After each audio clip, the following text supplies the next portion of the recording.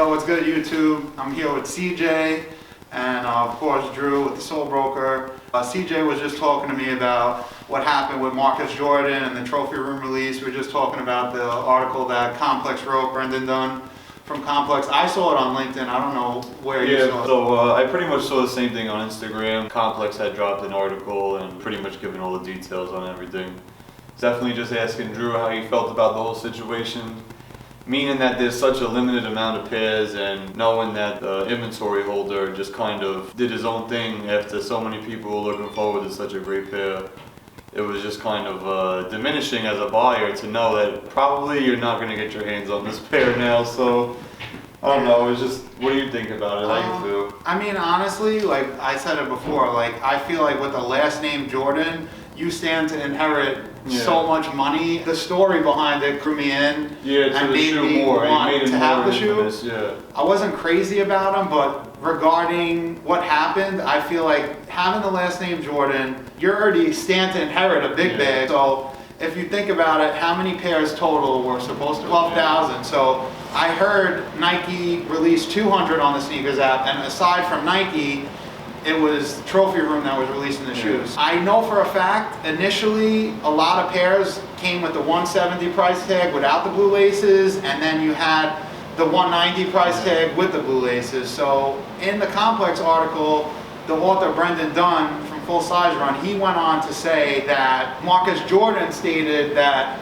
if you didn't get the pair with the blue laces, it didn't come from us. But if it only came out at Nike or Trophy Room store, then where did the pairs come from? So it just don't make sense to me. I feel like you're damned if you do, you're damned if you don't. So he went on to interview JC Lopez. JC was like, honestly, it's gonna happen anyway. It's just how the industry works. But like you were saying, 10,000 pairs times $1,000, it's 10 million. So, I mean, look, I could understand why he went for the money, but at the end of the day, he should have known that these resellers are clout chasers. I think he's only to blame, it's the resellers too, because if it was me and I had a backdoor, I'm not gonna flaunt that I'm getting 100 pairs or 200. You're gonna burn the plug. Like, you don't need to put all your business out there. So I'm not gonna put all the blame on him. I feel like it's a lot to do with the resellers, but I mean, it is what it is. At the end of the day, he had the say in determining whether he's going to sell the stock legitimately, how they were supposed to. And then also, I think what amped it up was the fact that the people that signed up for the raffle, like the raffle didn't go through, there was so many emails. But I feel like that's another thing. Like from jump, he knew that his servers were not going to be able to hold. Like, how many people do you think really went in for that raffle? I'm sure there was way more than his servers can handle, and I'm sure he knew that. And also, the other thing was, somebody had contacted me prior to the release and saying that they could get pairs, and I never followed through with it because I felt the price was a little too high. So with that said, now I feel like the price is even higher because all the stock is in the resellers' hands and they're really controlling the market. You've seen the price of the shoe really balloon out of control. Now pairs are like hitting $3 grand. Pre-orders, I remember I got a text something along the lines of like $2 grand. So think about it, if he was selling pairs for 1,000 or 1,200, and they're flipping double. And they're flipping it for $2 grand, and now they're going for $3 grand. It gets to a point where the shoe is at a point where it's just not feasible to buy. Exactly. Do you feel like he kind of did what he did to inflate his cross-collaboration shoe, or he did this to kind of, even though he doesn't need to, make money? Regardless of what I said about his last name and the legacy that his father's gonna leave behind, you don't know his financial situation. It's also very true. You know, so I understand it was a guaranteed bag, but at the same time, to answer your question, I feel like any publicity is good publicity. Like, his name's getting out there. If you look at the releases they did, I want to say they did the 16s, right? They did the 16s, they did the 5s, and then they did the 1s. Each release exponentially has gotten bigger and bigger. The 5s also were numbered as well, right? I think so. I think there might have been 7,000 pairs. I'm not sure, don't quote me on that. Not a lot. But I don't know if there was backdooring of that going on, but regardless of anything, backdooring is always going to happen, and a lot of people try and play it off like it doesn't happen or it's not a thing. it's a secret society if you think about it. Like the people that are really doing it are trying to say that they're not doing it and they're playing by the rules. But you see people coming out of the store before it opens with bags, and how are you going into a store before it opens? Why are you going out the front door when it's supposed to be out of the back door? I mean, you could be more low-key about shit. That definitely doesn't make sense. I feel like people just shoot themselves in the foot. You gotta be more smart about it, and like you got people bragging about it, like you're bagging yourself. So I don't feel bad about the situation, and it's not an easy topic to write about. I give kudos to the guy Brendan Dunn. Regardless, they might have had a good relationship with him before that, but after he put that out, I don't know. He was like, I might get into hot water for this, and honestly, some things need to be spoken of. For real. Because like I feel like this was a big turmoil in the resale game a little bit, because so many people were trying to, not even just trying to, or at least thought, or had an inkling of thinking they were going to get their hands on one of these pairs, and I don't think anybody is. It's a dumb Like if you see that pair in person, like that's, I feel like a once in a blue type of thing. Like you're not going to probably see it ever again. Yeah, I mean, shit. There was so many people on Instagram that had over 100 pairs each. Like if he flipped 100, each one at 100 per person at 1,000, like that's crazy. You know what? And then I think about it now, like their 12,000 is a lot of pairs. Like if you think about it, the reverse breads, the 85s, didn't they do 12,000 pairs of those? Yeah, like, they did, yeah. So if you, in the grand scheme of things, it's not that limited of a shoe. Like they have other shoes like reverse skunks. They're 420 pairs. So is it really that limited? We're talking about how backdooring, it's kind of frowned upon, but it's a part of the industry. I think we were talking about like the owner JC Lopez, how he's saying like a lot of people are willing to risk their accounts with Nike, but the reward outweighs the risk, and that's why they're willing to do it. So, I mean, it's tough. Like, yeah, it sucks that they backdoor the pairs, but at the same time, like, if we were in the same position, we'd probably do it too. Yeah. So, I don't know, like. Definitely a tough boat to be in. I feel like there's benefits and, like you said, the risk to it. But, I mean, like you said, it's definitely a part of the game, and I feel like resale wouldn't be what it was without partial backdooring being, you know what I mean, harder to get the shoes, more limited.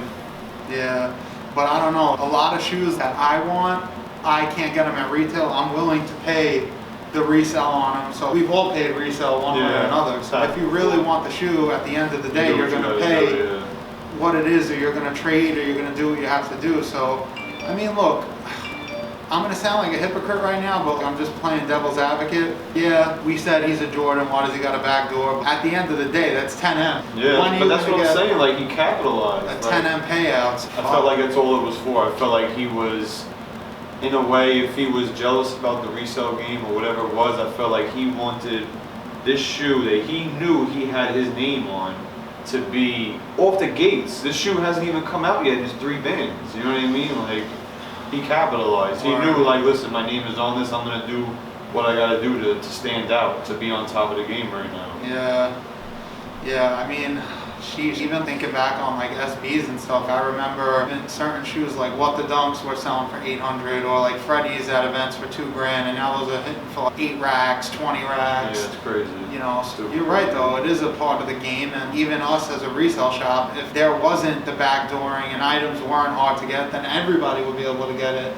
It's also good marketing, too. It makes them look better as a brand. Before COVID, how there was lines around the block at Mercer, or people fighting over pairs, it just drives up the hype, and because of things like that, more and more people want the pairs. There's even resellers that come to our shop, and they'll sit and talk to us, and they'll be like, the reason why I charge what I charge for my items is because I gotta wait outside in the cold, I gotta camp out, then I gotta deal with all this stuff. So, you know, when the person who's buying the resold shoe gets to sit at home in the warmth while the reseller is out there in the cold fighting for the pair, you know what I mean? Like, yeah, you have to maybe spend over retail, but you didn't have to go through the fights, the cold, the lines, the promised pair that never comes through. What recourse do you think Marcus Jordan has by backdooring? Do you think a big exec at Nike's having a conversation with him now? I was literally just thinking like as far as like a PR thing, do you think somebody from Nike had a conversation with him? No. You know, I feel like it's to a point where Nike is in on the resale itself, where they know that, listen, the market has to be a certain way if we want to remain on top. How many hyped releases either get backdoored, most pairs if they're limited or if it's a hype shoe, as opposed to Yeezy or maybe another shoe brand that doesn't come out with, I would say, as many hits as Nike does with Jordan, or whether it's an Off-White collab, whatever the case may be. I feel like Adidas definitely doesn't come out with the same amount of overly hyped shoes that are getting backdoored, that are getting sold for higher than retail and whatnot. So it's definitely, they know how to control the market and the game, Nike. And I think a lot of it has to do with psychology. Human beings, they want what they can't have. So that's also very true. I feel like the fact that the pairs are numbered and they're limited, more and more people want them. So, I mean, I'd like to know what people in the comment section have to say. So if you guys have any advice, if you were Marcus Jordan, would you do the same thing? Do you think capitalizing off your own brand is a bad thing? Is that a good thing? I definitely want to know what you guys think. I like doing videos like this because it's a little different than what we usually do.